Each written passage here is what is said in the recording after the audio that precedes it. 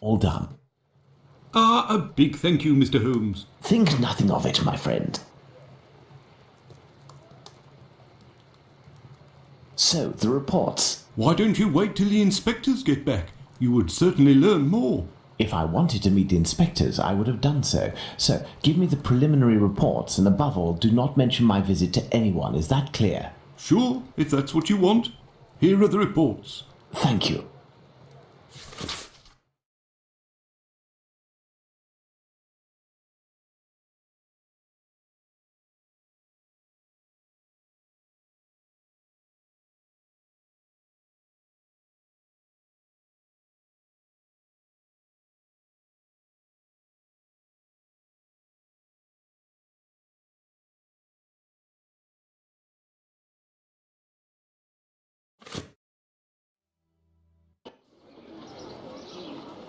Have you obtained the preliminary reports? Yes, we'll read them on the go. Let's to the scene of the crime at Bucks Row, Watson.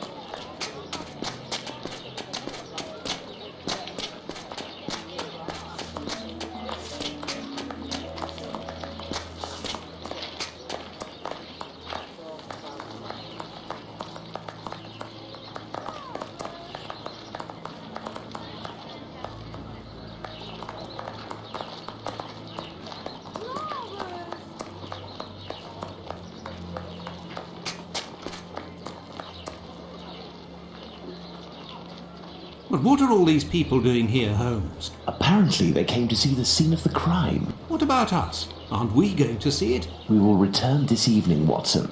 The circumstances should be ideal for carrying out our little experiments. Well, Watson, we are at the scene of the Polly Nichols murder. Imagine the victim lying at the spot where she was found and try to discern all of the clues we can. Watson, you are a writer. I am therefore entrusting you with our deduction board. It will help us to establish certain facts. Understood, Holmes.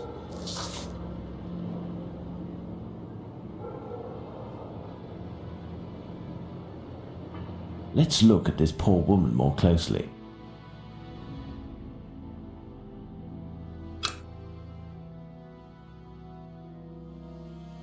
There's a bruise on the left cheek. The tongue is swollen.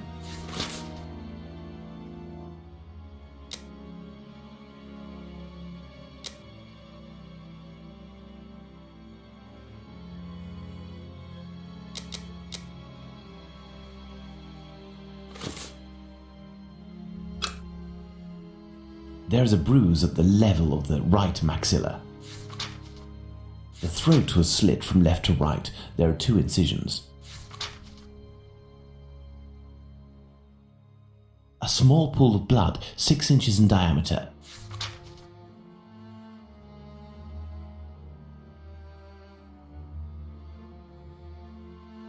The throat was slit from left to right.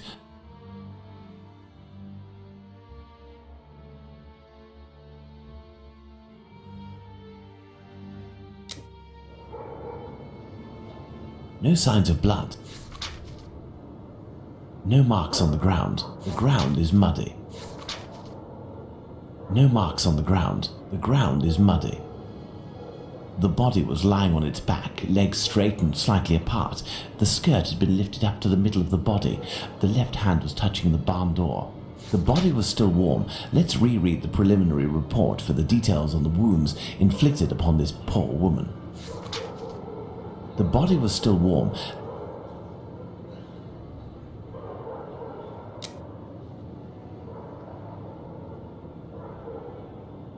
There is a black bonnet near the left hand.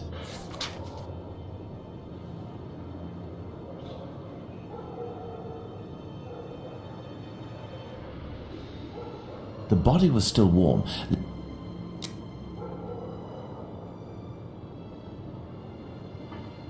What are we doing, Holmes?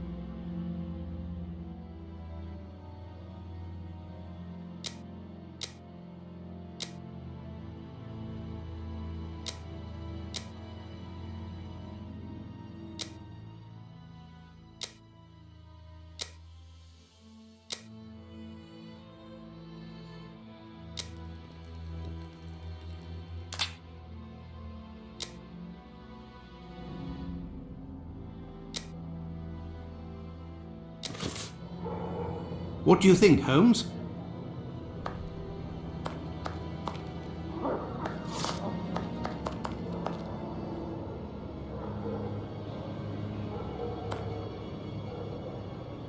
This spot is deserted, Holmes. The prostitutes only come here to exercise. This spot is deserted, Holmes.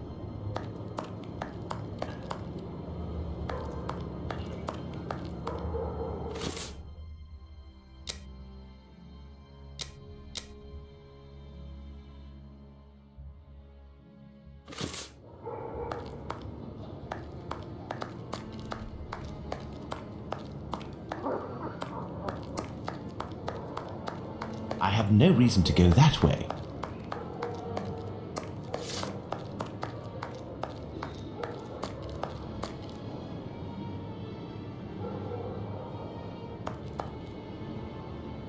The body was still warm. No marks on the ground. The ground is muddy.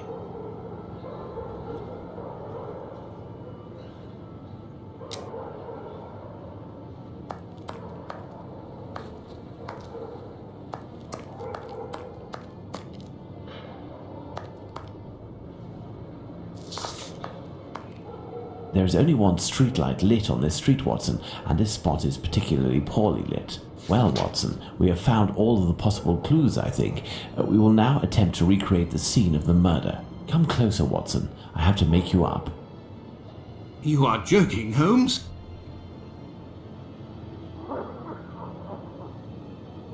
I feel ridiculous, Holmes.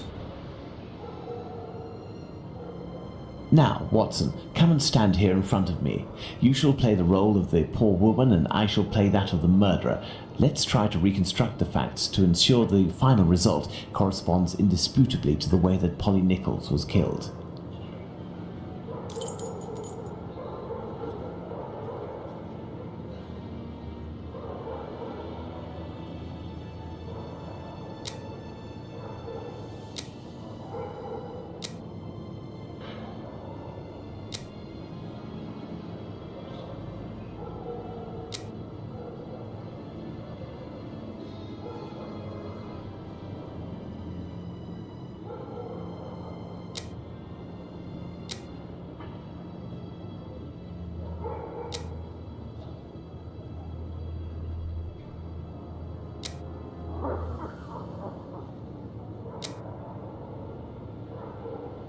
This position is unlikely.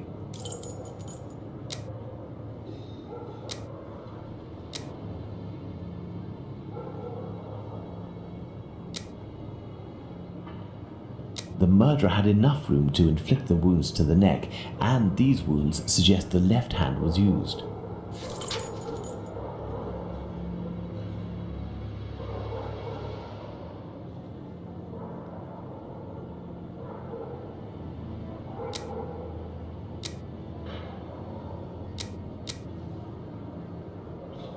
The murderer had enough room to inflict the wounds to the neck, and these wounds suggest the left.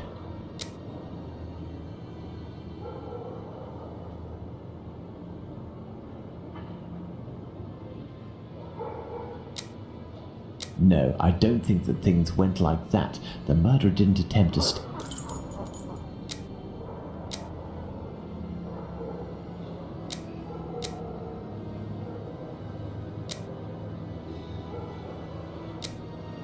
If the killer positioned himself to the side of the victim to slit her throat, regardless of which hand he used, he would have risked seeing the blood flow uncontrolled.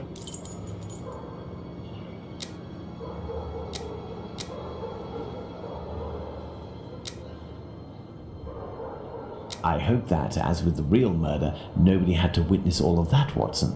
If the murderer used his right hand astride his victim, there wasn't much room. The murderer had enough room to inflict the wounds to the neck, and these wounds suggest the left hand was used. No, I don't think that thing.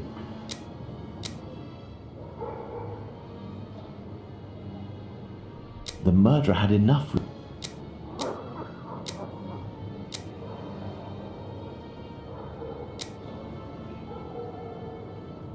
Sorry, Watson. No, the victim wasn't already lying down on the ground before dying.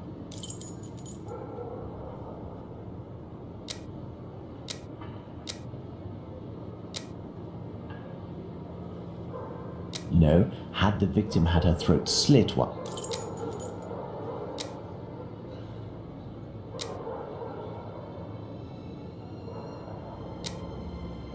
This position is unlikely.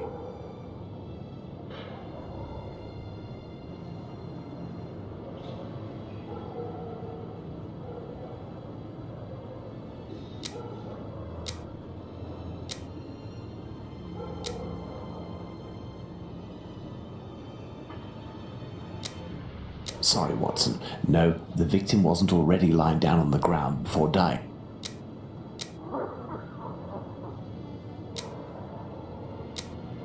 This position is unlikely.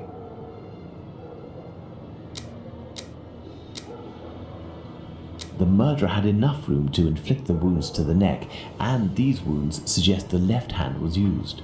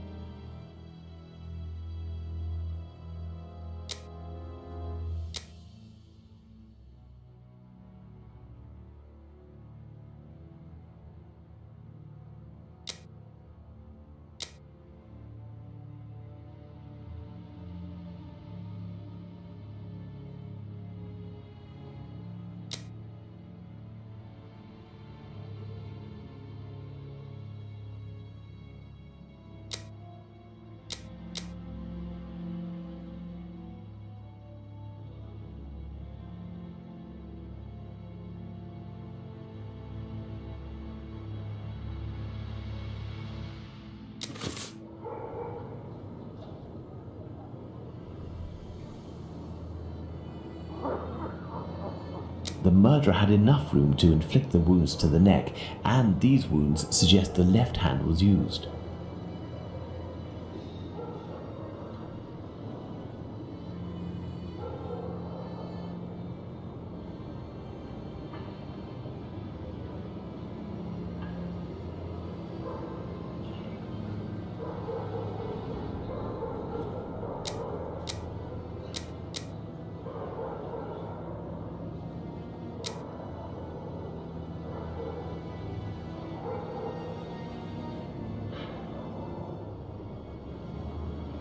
The murderer had enough room to inflict the wounds to the neck, and these wounds suggest the left hand.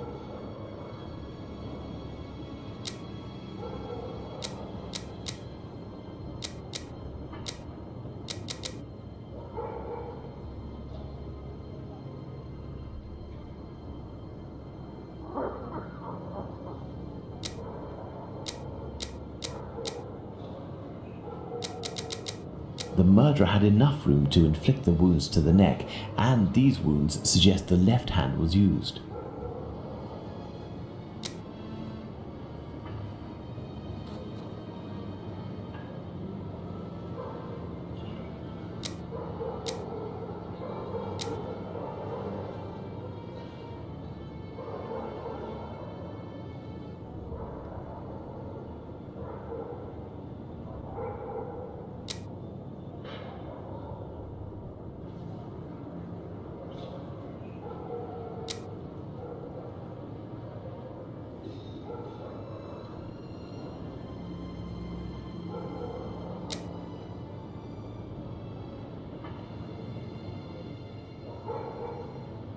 Yes, it's quite possible the events occurred like this.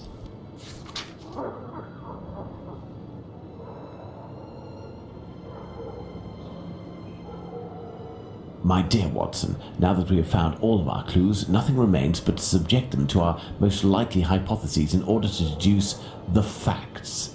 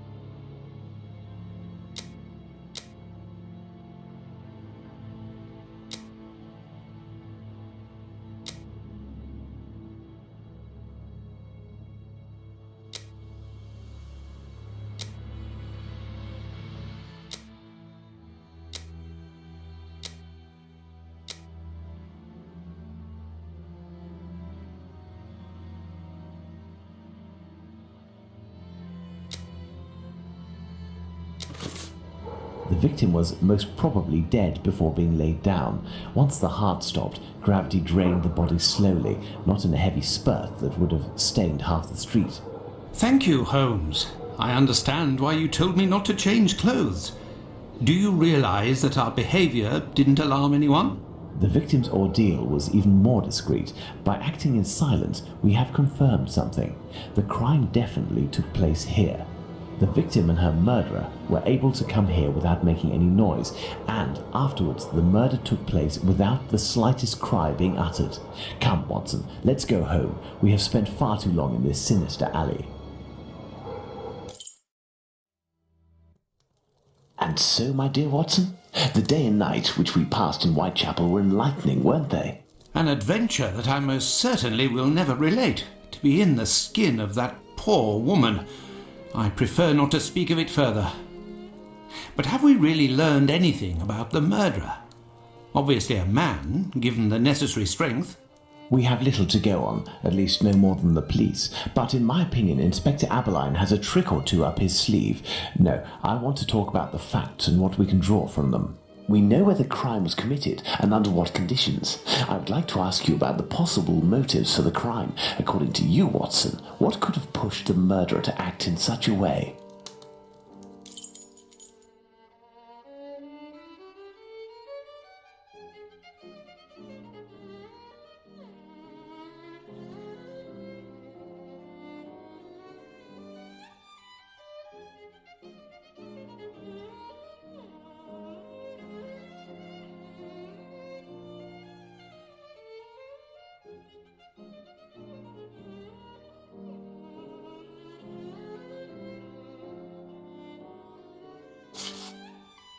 A personal drama. Love can certainly lead to many a drama, but we have to consider the fact that the victim didn't know her attacker.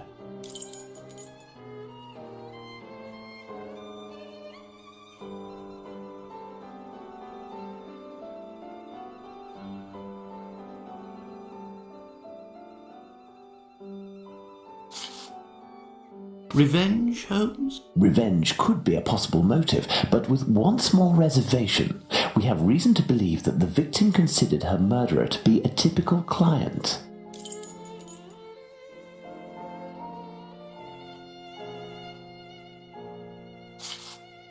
Black magic? I'm not terribly interested in the occult or black magic. Let's give the benefit of the doubt to this motive.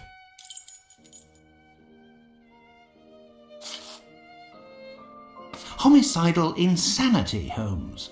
It is indubitable that the man who did this to Polly Nichols is not of his full senses. Theft, perhaps. I have a hard time believing that someone would attack poor Polly so fiercely just to rob her of a few coins.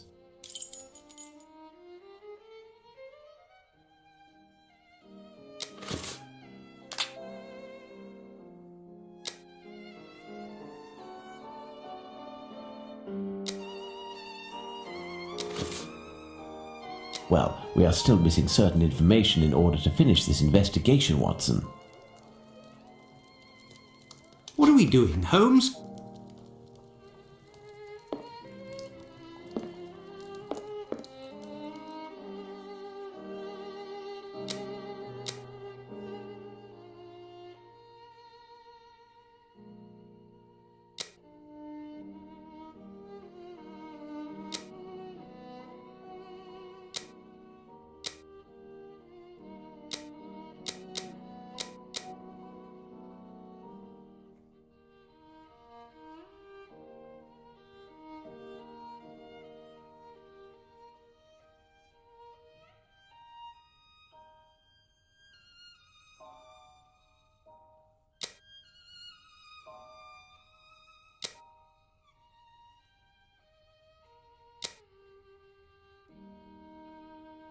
Elementary. Very well, Watson. I think that we've exhausted the topic. Take a rest and we'll speak again later. It would seem that the investigation is advancing, Holmes. Yesterday's Star said that a suspect is in the hands of the police, a man with a rather sinister reputation. I was about to join you in your optimistic outlook until you informed me that the good news came from the press, Watson. But surely they wouldn't invent the fact that the police are holding a suspect, or the acts that are attributed to him. You will have an exact answer to these 2 questions in less than 50 seconds, Watson. Pardon? Enter, Inspector. Good day. Dear Watson, allow me to introduce Inspector Aberline, Inspector Dr. Watson. Inspector? To what do we owe the honour of your presence, Inspector? I heard that the 2 of you made your way to Whitechapel a few days ago. Your arrival, you are aware, coincides with a very serious affair which our police service is going to great lengths to solve and which is creating strong tensions in the area. Pardon me, but haven't you arrested someone? A certain Leather Apron? Absolutely not. The man who hides behind this name is indeed being actively searched for by the force. Besides, nothing at the moment suggests that he is the Bucks Row murderer. There, you've been enlightened, Watson. Now it is our turn to answer Inspector Aberline's questions. Indeed. I will be brief and precise. Do you intend to investigate this case, or have you already started? It is to be of service to a friend that I went to Whitechapel. We did, out of curiosity, familiarise ourselves with the preliminary reports, and we made our way to the scene of the crime. Our conclusions are slim, as are the clues. Having not been officially appointed by a client, I believe that my intervention in this business will end there. Very well. To be frank, you take the weight off my shoulders by distancing yourself from the case. Our image isn't very good, to say nothing of what the press puts us through. Thus, if overnight they found out that you were on the case, people would turn against us. And they would pester me, overwhelm me, and finally make me out to be responsible for the inevitable failure such a scenario entails. Neither you nor I wish for this to happen. I know that your time is precious, Inspector. I will send you a note regarding my conclusions shortly. With pleasure. Gentlemen? Do you think that he will find the murderer? The chances are slim to non-existent. It is 7 days now, short of a confession from the murderer himself. And you will not go further? You heard the Inspector, Watson. My presence in Whitechapel would hinder, which doesn't mean that we will drop the case. How is that? The Inspector spoke of me, but not of us. It is you, Watson, who will lead the investigation tonight. It is you who will bring to the police station the little note that I will write regarding our conclusions. Despite the late hour, there is nothing to stop you from making inquiries about this famous Leather Apron while you are there.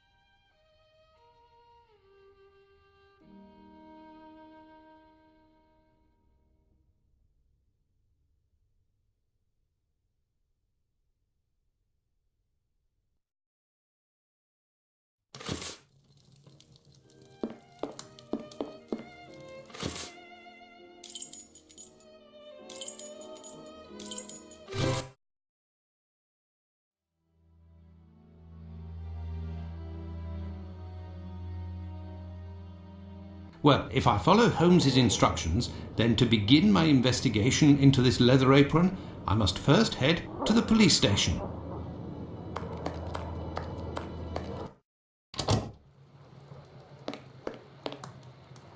Good evening, sir. What do you... I know you. You were here last week with Sherlock Holmes. Indeed, I have come to bring a message from Sherlock Holmes for Inspector Aberline. Very well, I will pass it on. But come to think of it, someone was asking about you recently. Finley, the caretaker of some shady boarding house nearby. Does that mean anything to you? Ah, perhaps.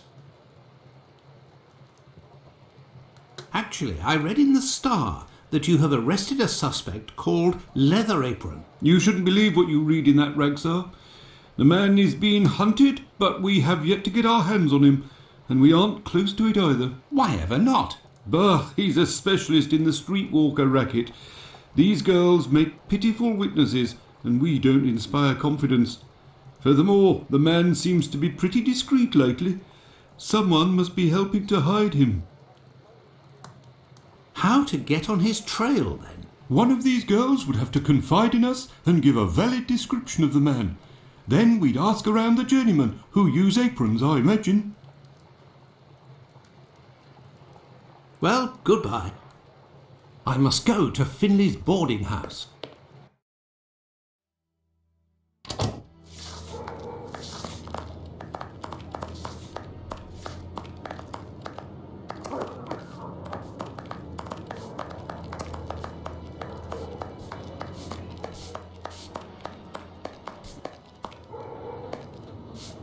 Good evening, Finley.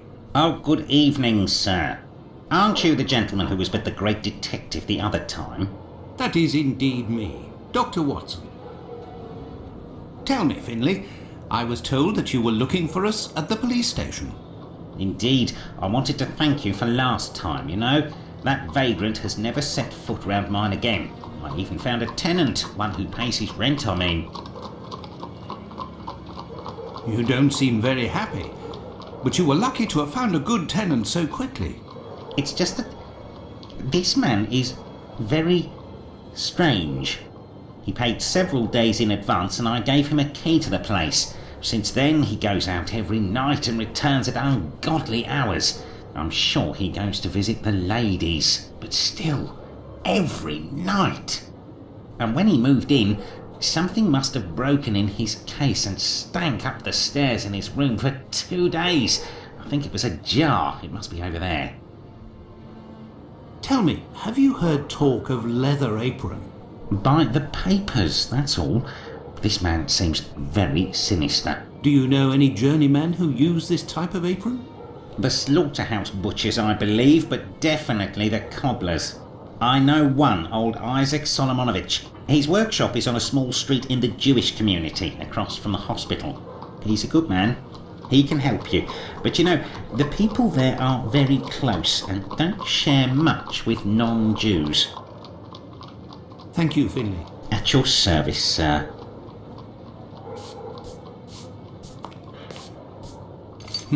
This odour is very strong indeed, but the whole neighbourhood as such has a dreadful stench. Finley might have an idea as to what this bottle contained. What do you want, Doctor? You're right, the pieces of the jar that your tenant broke do give off a strange smell. It's true. That's quite normal given his trade. Yes, and what would the trade be of your strange tenant? A doctor, like yourself, I believe. Dr. Tumblety, a foreigner. Canadian, perhaps. Dr. Tumblety. It might be interesting to know more about him. Thank you, Finley. At your service, sir.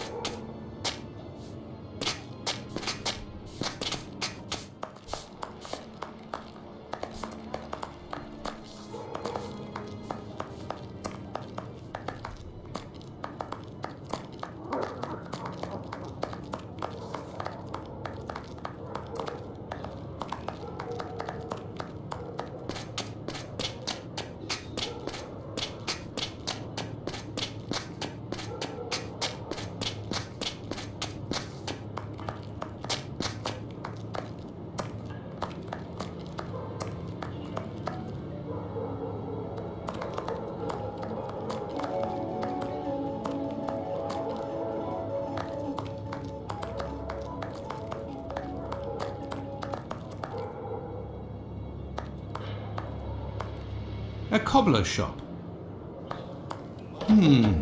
Closed. I will return later. The policeman said the street girls would know something about the Leather Apron. Maybe I should go and see Lucy.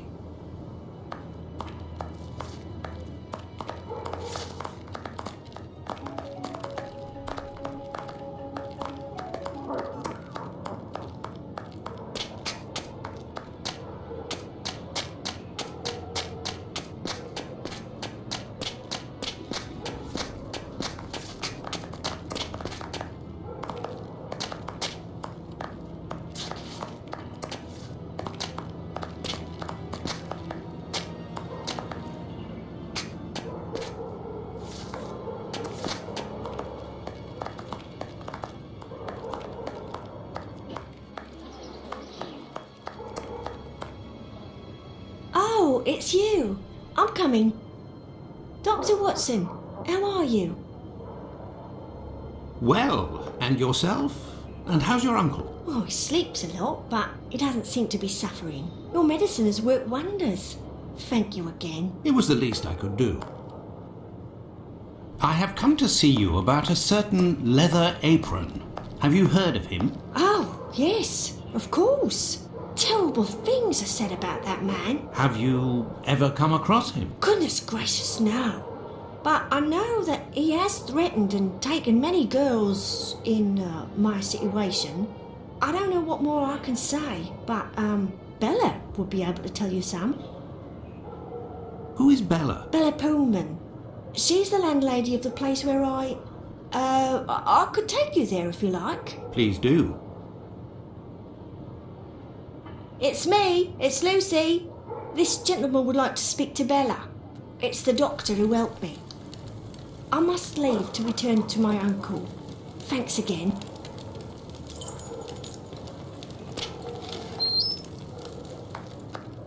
Out of the way, I don't like the look of you.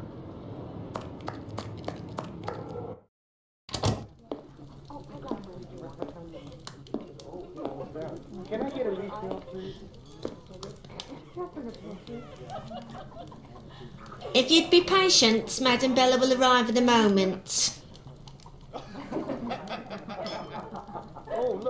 Good evening. I am Dr. Watson. It is young Lucy who told me to come see you.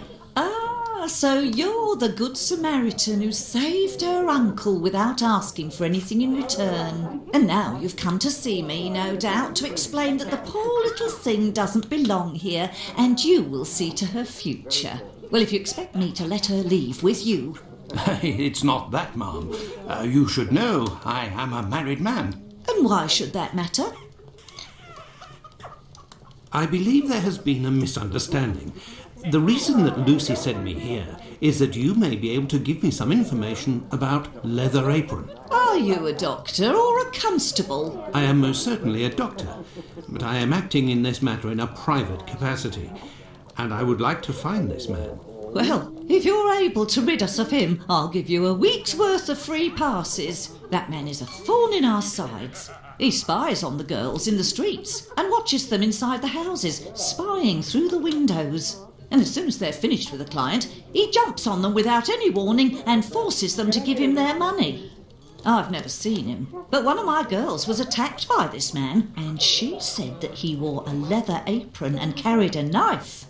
And his face, oh, he has a horrible head, with rat's eyes and a deformed mouth. She even said that she knew his name, Pizer or Pizer, I think. But I don't know where she can be found. Margie, Nutcracker, the girl I'm talking about, could tell you more, but I had to let her go last week.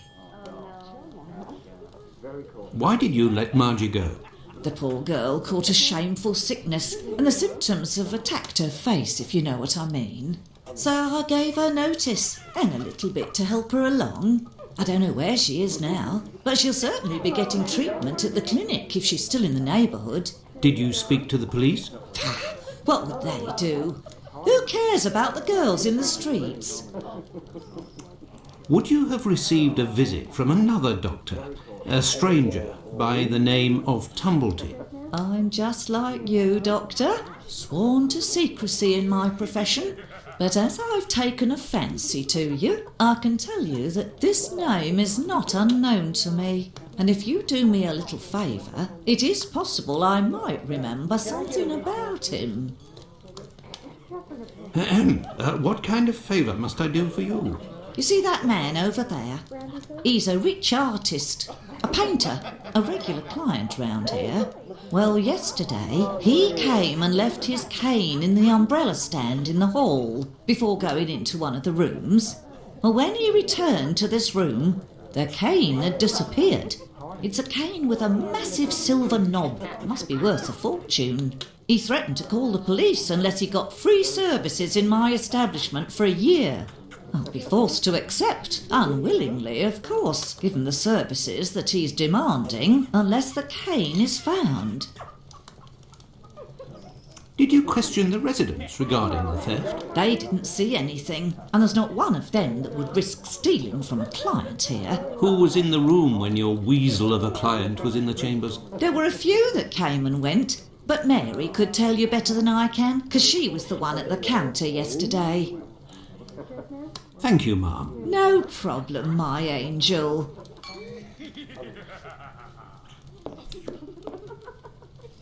What happened to this rug? Oh, it's when we got a coal yesterday. I asked the young man to fill the pail. Came back to put it down, but his feet were covered in soot and he made a black print. Madam Bella said it was my fault and I got a shilling's penalty. I also have to clean the print and it's no picnic. He has immense feet, that boy. I heard that there was a theft yesterday. Did you see anything? No, and I was here the whole time. Who delivers the coal? It's never the same person. I've never seen that lad before.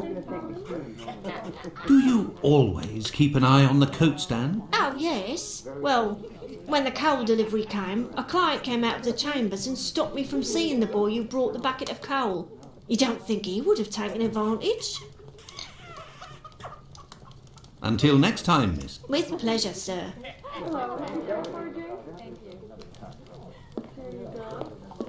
Best not to stray off in that direction.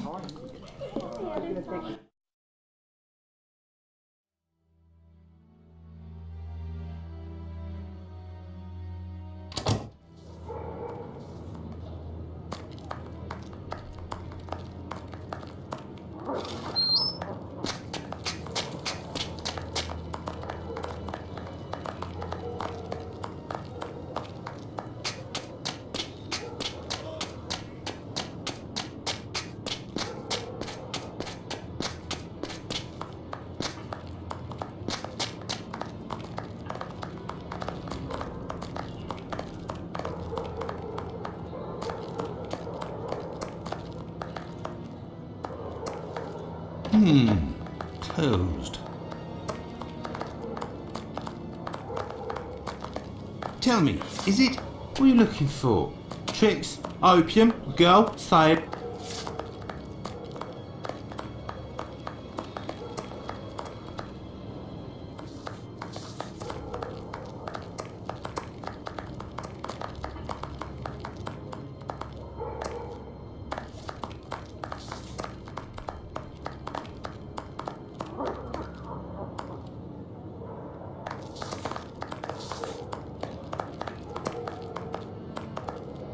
Tell me, is it... This area is shameful, don't you think?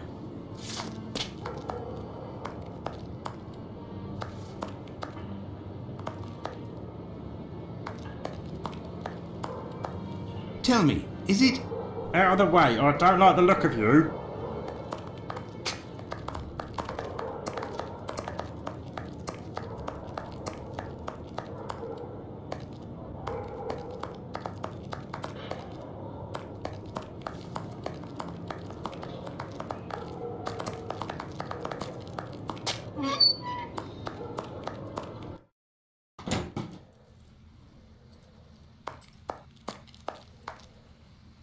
Good evening, Doctor. My name is Dr. Watson. Pleased to meet you. Good evening. I am Dr. Gibbons. Likewise.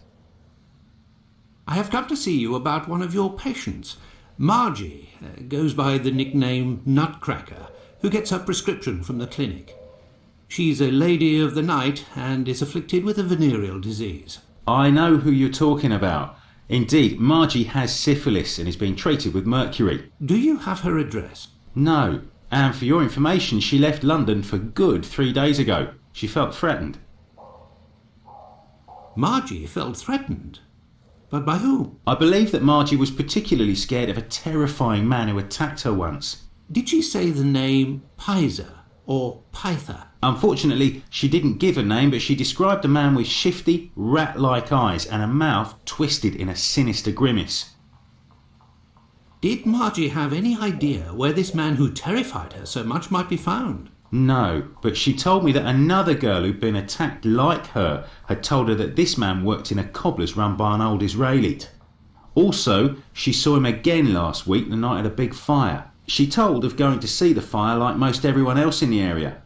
While there, she recognised her attacker in the crowds gathered at the warehouses. There was no mistaking a face like that, she said. She kept an eye on the man the whole time the firemen were working in order to avoid him. Goodbye, Dr. Gibbons. Until we meet again, my dear colleague.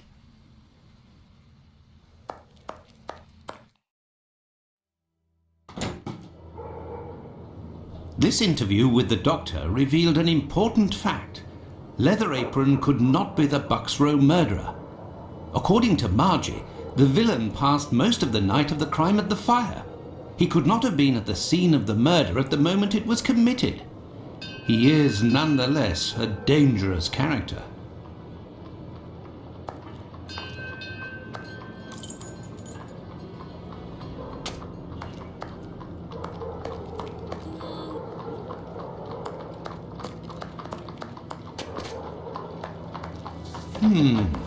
Closed.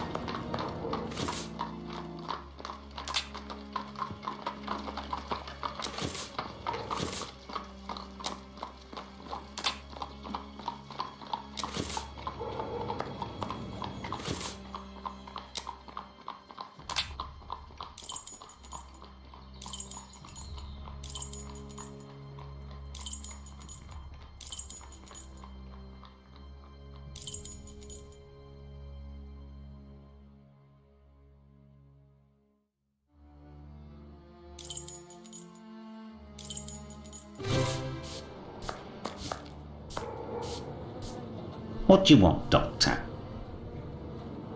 Thank you, Finley. At your service.